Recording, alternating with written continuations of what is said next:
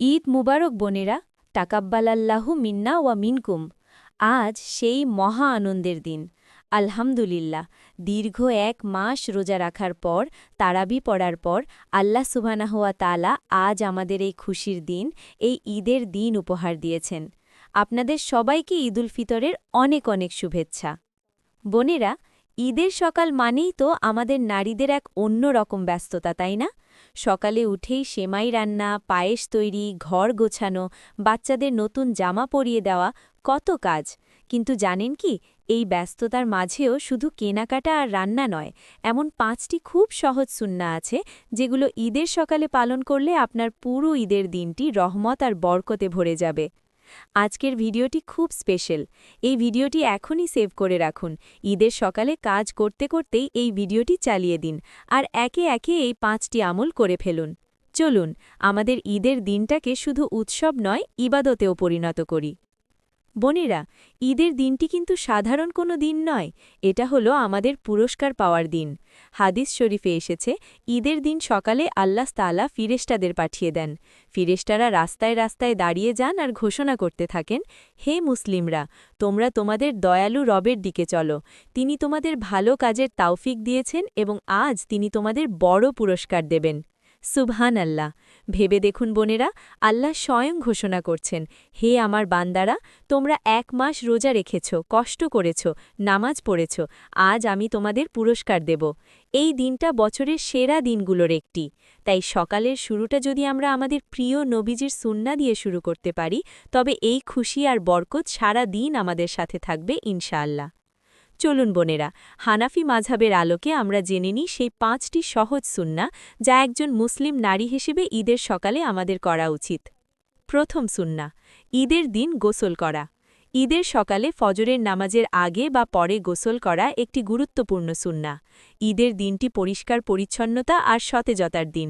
এই একটি আমলেই আপনার সারা দিনের ক্লান্তি দূর হয়ে যাবে এবং একটা ফ্রেশ বা তাজা অনুভূতি মিলবে। ইবনে মাজা শরীফের হাদিস থেকে আমরা জানতে পারি, রসুল সাল্লাল্লাহু আলাইহি ওয়াসাল্লাম ঈদুল ফিতর এবং ঈদুল আজহার দিন গোসল করতেন। ফজরের নামাজের পর বা আগে সময় বের করে গোসল করে নিন। গোসলের শুরুতে মনে মনে নিয়ত করুন, আমি ঈদের সুন্নাহ আদায়ের জন্য গোসল করছি। শুধু এই নিয়তের কারণেই আপনার সাধারণ গোসলটা ইবাদত হয়ে যাবে। গোসলের পর ব্যবহারের জন্য পরিষ্কার তোয়ালে ও কাপড় রাতেই প্রস্তুত করে হাতের কাছে রাখুন, যাতে সকালে তাড়াহুড়ো না হয়। বোনেরা, গোসলের সময় বা গোসলের আগে পরে কাজের ফাঁকে ফাঁকে রমজানের আমলগুলো কবুল হওয়ার জন্য আল্লাহর কাছে মনে মনে দোয়া করতে থাকুন। এতে গোসলের সুন্নাহও আদায় হবে, আবার দোয়াও চলতে থাকবে, দুটো কাজ একসাথে। দ্বিতীয় সুন্নাহ, সুন্দর পোশাক পরা। ঈদের দিন সুন্দর পোশাক পরা সুন্নাত। ইসলাম কোনো বৈরাগ্যের ধর্ম নয়, ইসলাম সৌন্দর্যকে ভালোবাসে। আল্লাহ নিজে সুন্দর, তিনি সৌন্দর্য পছন্দ করেন, তবে অবশ্যই তা পর্দার সীমানার মধ্যে হতে হবে। সহি বুখারী শরীফে এসেছে, রসুল সাল্লাল্লাহু আলাইহি ওয়াসাল্লাম ঈদের দিন এবং জুমার দিন তার সবচেয়ে সুন্দর পোশাকটি পরতেন। হালাল উপার্জনের এবং ইসলামী পর্দার শর্ত মেনে আপনার সবচেয়ে সুন্দর পোশাকটি পরুন। নতুন পোশাক থাকলে আজই পরুন, নতুন না থাকলে আলমারি থেকে পরিষ্কার ও সুন্দর পুরনো পোশাকটি ইস্ত্রি করে পরুন। পোশাক পরার সময় এই দোয়াটি পড়ুন। এর অর্থ হল, হে আল্লাহ, এই সুন্দর পোশাকের জন্য তোমার শুকরিয়া, তুমি আমাকে এটা পরার তাওফিক দিয়েছ, তোমারই প্রশংসা। বোনেরা, একটি কথা খুব খেয়াল রাখবেন, পোশাক সুন্দর হোক কিন্তু পর্দা যেন না ভাঙে। আমরা নারীরা ঘরের মধ্যে আমাদের মাহরামদের সামনে যতটা সুন্দর সাজতে চাই সাজব, নতুন জামা পরব, কিন্তু বাইরে গেলে বা নন মাহরাম কেউ আসলে অবশ্যই আমাদের পর্দা বজায় রাখতে হবে। শরিয়তের সীমা মেনে আনন্দ করলে সেই আনন্দে আল্লাহ বরকত দেন। তৃতীয় সুন্নাহ, ঈদের নামাজের আগে মিষ্টি কিছু খাওয়া। ঈদুল ফিতরের সকালে ঈদের নামাজের আগে বিজোড় সংখ্যায় খেজুর বা যে কোনো মিষ্টি জাতীয় কিছু খাওয়া সুন্নাত। জানেন তো, এই মিষ্টি খাওয়াটাই হলো ঈদুল ফিতর এবং ঈদুল আজহার মধ্যে একটি বড় পার্থক্য। সহি বুখারী শরীফের হাদিসে এসেছে, রসুল সাল্লাল্লাহু আলাইহি ওয়াসাল্লাম ঈদুল ফিতরের দিন সকালে বিজোড় সংখ্যায় খেজুর না খেয়ে ঈদের নামাজে যেতেন না। সকালে সেমাই বা পায়েস তো খাবেনই, তবে সুন্নাত আদায়ের নিয়তে নামাজের আগে ৩টি বা ৫টি বা 7টি খেজুর খেয়ে নিন। যদি হাতের কাছে খেজুর না থাকে, তবে ঘরে বানানো যে কোনো মিষ্টি কিছু, যেমন 1 চামচ সেমাই বা একটা মিষ্টি খেয়ে নিন। খাওয়ার আগে অবশ্যই বিসমিল্লাহ বলুন। এখানে বিজোড় সংখ্যায় খাওয়াটা হল হল মূল সুন্নাত, তাই 1টি 3টি বা 5টি করে খাবেন। দেখবেন এই ছোট্ট সুন্না পালনেও কত আনন্দ। বোনেরা, এখানে একটু থামছি। এই চ্যানেলটি শুধু একটি সাধারণ ইউটিউব চ্যানেল নয়, এটি আপনার হাতের মুঠোয় একটি মহিলা মাদ্রাসা, ঘরে বসেই সম্পূর্ণ নির্ভরযোগ্যভাবে দিন শেখার একটি মাধ্যম। এখনও যদি চ্যানেলটি সাবস্ক্রাইব না করে থাকেন, তবে নিচের সাবস্ক্রাইব বাটনে ক্লিক করুন আর বেল আইকনটিও চালু করে দিন। এটি মাত্র 1 সেকেন্ডের কাজ, কিন্তু এর মাধ্যমে আপনি নিয়মিত দিনই জ্ঞান অর্জন করতে পারবেন। চলুন এবার মূল আলোচনায় ফিরে আসি। চতুর্থ সুন্নাহ, ঈদের তাকবীর পড়া। ঈদের দিন তাকবীর পড়া অত্যন্ত ফজিলতপূর্ণ একটি সুন্নত। এই তাকবীর পড়তে পড়তে দেখবেন আপনার মনের ভেতরে ঈদের আনন্দ যেন কয়েক গুণ বেড়ে গেছে। সহিহ বুখারীর বর্ণনা অনুযায়ী রাসূল সাল্লাল্লাহু আলাইহি সাল্লাম ঈদের দিন ঘর থেকে বের হওয়া থেকে শুরু করে ঈদের মাঠ পর্যন্ত তাকবীর পড়তেন। ঈদের চাঁদ দেখার পর থেকে শুরু করে ঈদের নামাজ শুরু হওয়া পর্যন্ত এই তাকবীর পড়তে হয়।